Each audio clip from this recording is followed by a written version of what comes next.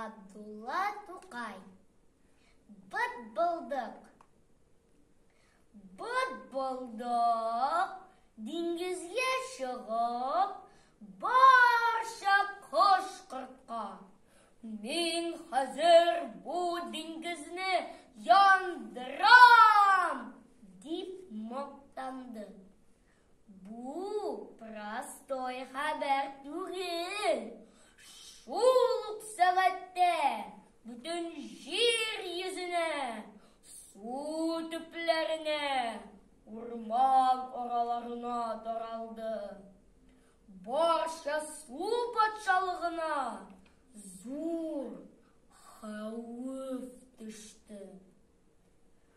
Һавага карасаң, көтү-көтү кошлар килә. Урманнан горух-горух хайваннар җыелалар. Һәрберсе диңгез ни төсле булып янар икән, дип уйлыйлар иде.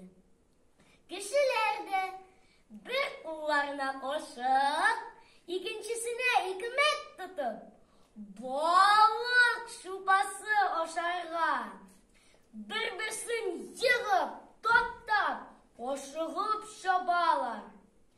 Менә диңгез кайный башлар, менә янар дигән тавышлар ишетелә иде.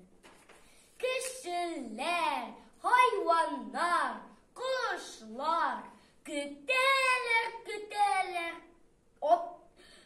Көтү уттан да сирәк булып, эшләрен яндыра. Оттагач бер-берсенә,